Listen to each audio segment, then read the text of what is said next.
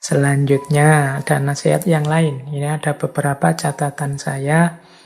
Nasihat yang berhubungan dengan akhlak. Di antara kalimat beliau ada yang seperti ini. Mahkota seseorang adalah akalnya. Derajat seseorang adalah agamanya. Dan kehormatan seseorang adalah budi pekertinya. Jadi mahkota seseorang adalah akalnya. Mahkota itu kan di kepala. Menjadi kebanggaan. Simbol dari kesuksesan, keberhasilan. Dan itu kuncinya adalah akal. Jadi kalau kita serius mendayagunakan akal, memanfaatkan anugerah Allah dalam bentuk akal budi, insya Allah hidup kita akan sukses, jaya, berhasil. Makanya akal kita jadi mahkota.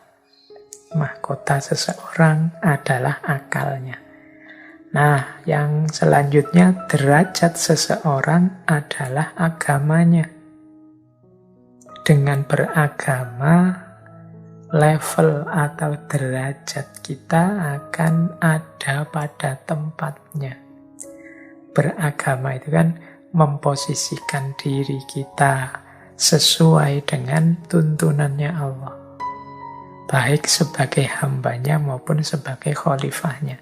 Dengan kita menjalani, menetapi prinsip-prinsip dan ajaran agama, kita masih bermartabat sebagai manusia.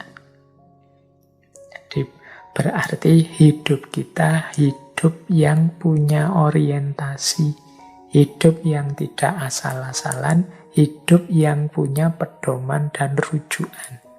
Ini menjaga kita ada di level martabat kita sebagai makhluk Allah yang paling disayang, paling diistimewakan. Jadi ini makanya istilahnya derajat kita, tingkat dan posisi kita. Kalau kita meninggalkan agama, ya kita akan jatuh pada derajat yang rendah. Kalau Al-Quran menyebutnya asfala safilin. Level kita anjlok. Baik, ini nasihat dari Khalifah Umar. Dan kehormatan kita adalah budi pekerti, akhlak. Orang yang tidak berakhlak, ya berarti dia kehilangan kehormatan dirinya. Orang yang tidak berakhlak itu orang yang tidak menjaga martabat kemanusiaannya. Jadi ini sudah sering di banyak sesi kita menjelaskan pentingnya akhlak. Pentingnya budi pekerti. Semoga teman-teman tidak lupa dan secara serius masih berkomitmen untuk senantiasa menghidupkan akhlak dalam keseharian kita. Nah, tentang akhlak ini beliau juga punya nasihat yang bagus. Kata beliau, ajaklah seseorang kepada Islam meskipun tanpa melalui kata-kata. Kemudian sahabat-sahabat beliau bertanya, bagaimana caranya? Khalifah Umar menjawab, dengan akhlakmu. Jadi, mari kita membuat orang tertarik, membuat orang terkesan, membuat orang sadar tentang benarnya dan baiknya ajaran Islam melalui perilaku dan tindakan kita, melalui akhlak kita. Tidak hanya melalui kata-kata. Karena justru yang pertama-tama dan banyak dilihat orang seperti apa sih Islam itu, ya pertama-tama perilaku kita. Ya kalau kita kan sering menyebut Islam itu baik loh Pak secara ideal. Dalam Al-Quran, dalam hadis, prinsip-prinsip Islam itu luar biasa. Iya, kita yang sudah beriman ada dalam Islam itu sangat tahu bagaimana istimewa, bagaimana kebenaran, kebaikan Islam.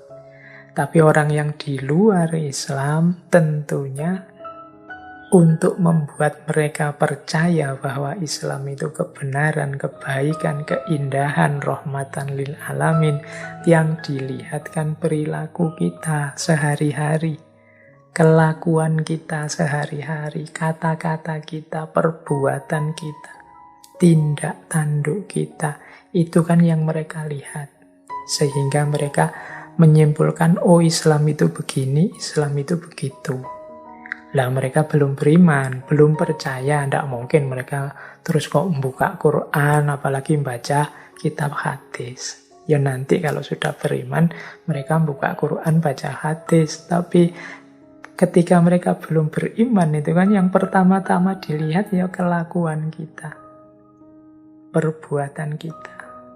Jadi mari kita mengajak seseorang ke dalam Islam dengan akhlak, dengan tingkah laku, dengan perbuatan.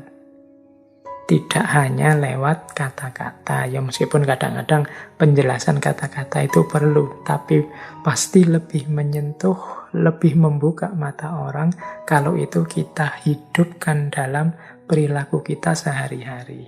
Banyak kisah-kisah sahabat, banyak kisah-kisah zaman dulu para salafus soleh, yang perilaku mereka membuat orang tertarik untuk datang dan masuk Islam. Jadi ini pelajaran dari Khalifah Umar. Juga untuk kita semua, bahwa kita ini yang muslim, meskipun statusnya bukan da'i, bukan mubaligh, tapi kelakuan kita, perilaku kita, keberagamaan kita, hakikatnya akan mempromosikan, akan menunjukkan pada orang lain seperti apa itu Islam. Baik, ini mungkin jadi kesadaran kita semua ya. Jangan sampai kita yang jadi hijabnya Islam.